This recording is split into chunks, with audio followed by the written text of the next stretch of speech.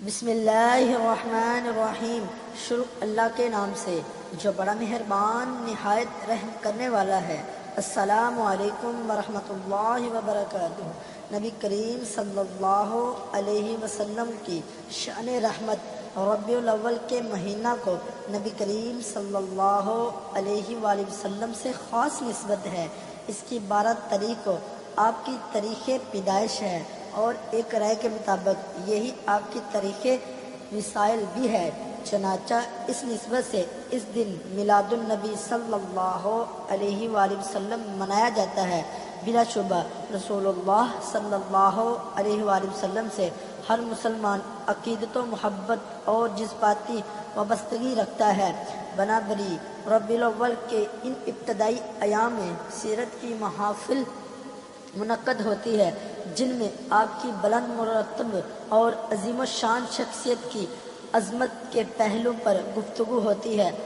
آپ کے مناقب کا تذکرہ ہوتا ہے۔ جہاں تک اس بات کا تعلق ہے کہ ہم نبی کریم صلی اللہ علیہ وسلم کی عظمت کا ادراک کریں تو یہ بات ہمارے لیے ناممکن ہے۔ ہم بس یہی کہہ سکتے ہیں کہ اللہ تعالیٰ کے بعد اس کائنات میں سب سے زیادہ قابل احترام ہستی حضرت محمد صلی اللہ علیہ وآلہ وسلم کی ہے۔ بعد از خدا بزرگ توئی قصہ مختصر۔ اللہ تعالیٰ نے اپنے مقدس کلام میں آپ کی عظمت کے بعض پہلو کا ذکر کیا ہے۔ ان میں سے ایک آپ کی شان رحمت ہے، جس کا تذکرہ سورۃ الانبیاء میں کیا گیا ہے۔ فرمایا ترجمہ: اے نبی، ہم نے آپ کو بھیجا مگر تمام جہان والوں کے لیے رحمت بنا کر۔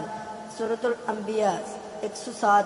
آپ کی ذات گرامی کس کس پہلو سے رحمت ہے، ہم کلیتا اس کی حقیقت کو نہیں سمجھ سکتے۔ بہرحال یہ واضح ہے کہ آپ کی ذات، آپ کا پیغام ہدایت اور آپ کا عطا کردہ دین اور نظام عدل اجتماعی پوری نوع انسانی کے لیے رحمت کا سامان ہے۔ آپ کے ذریعے ہدایت کو جو روشنی پھیلی وہ انسانیت کے ہر طبقے کے لیے مکمل رہنمائی ہے، خواہ وہ بڑے سے بڑا فلسفی مقرر اور دانشور ہو یا ایک عام انسان محنت کش یا مزدور۔ سورۃ الاعراف کی آیت 156 اور 157 میں پوری نوع انسانی کے لیے بلکہ قیامت تک آنے والے انسانوں کے لیے آپ کی رحمت کے بعض اہم پہلوؤں کو نمایاں کیا گیا ہے۔ اس سے پہلے بنی اسرائیل کے استغفار کا ذکر ہے، جس کا پس منظر یہ ہے کہ جب موسیٰ علیہ السلام تورات کی الواح اور شریعت پانے کی غرض سے کوہ طور پر گئے تو آپ کے پیچھے قوم نے بچھڑے کی پرستش شروع کر دی۔ یہ بہت بڑا جرم تھا، چنانچہ اس جرم پر قوم کو سزا دی گئی۔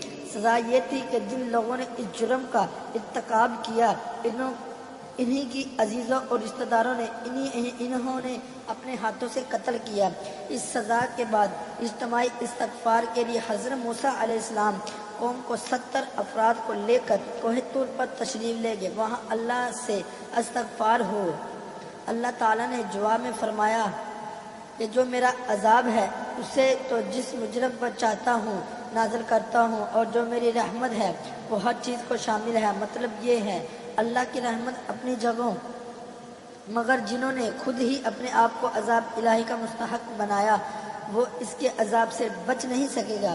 دوسرے لفظوں میں اللہ تعالیٰ فرما رہا ہے کہ میرا دامن رحمت بڑا وسیع ہے، آؤ میری طرف توجہ کرو، آؤ مجھ سے گناہوں کی مغفرت مانگو اور میرا دامن رحمت تھام لو۔ اب اگر کوئی خود ہی اس سے رجوع نہ کرے جو عملاً طے کر دے میں نے اس کی رحمت سے محروم رہنا ہے، تو ظاہر ہے اس ظالم کے لیے اللہ کا عذاب پھیرا نہیں جائے گا۔ یہ اسی قسم کی بات ہے جو آپ نے ایک موقع پر فرمائی، ہر بندہ مومن جنت میں داخل ہوگا ماں سوائے اس کے جو خود ہی انکار کر دے۔ صحابہ رضی اللہ عنہ نے پوچھا، یا رسول اللہ صلی اللہ علیہ وسلم کون ہوگا جو جنت میں جانے سے انکار کرے؟ آپ نے فرمایا، جس نے میری اطاعت کی وہ جنت میں داخل ہو جائے گا، اور جس نے میری نافرمانی کی اس نے گویا خود ہی جنت میں جانے سے انکار کر دیا۔ اللہ تعالیٰ نے آگے فرمایا، میں لکھ لوں گا اس رحمت کو ان لوگوں کے لیے جو تقوی اختیار کریں گے، جو زکوٰۃ دیں گے اور جو ہماری آیات پر ایمان رکھتے ہوں گے۔ مفسرین کا کہنا ہے کہ اللہ تعالیٰ کی ایک رحمت عام ہے اور ایک خاص۔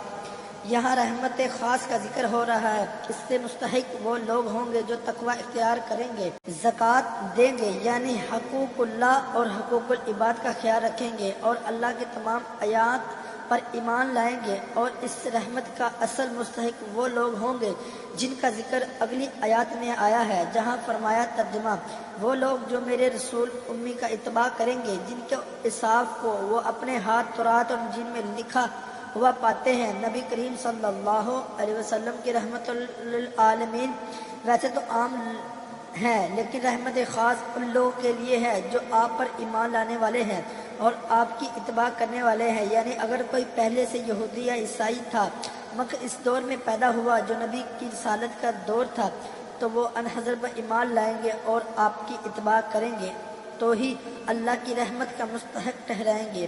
ناظرین، امید کرتے ہیں آپ کو ہماری یہ انفارمیشن پسند آئی ہوگی، تو پلیز ہو سکے تو اسے لائک، شیئر اور واٹس ایپ گروپ میں بھی شیئر کر دیں۔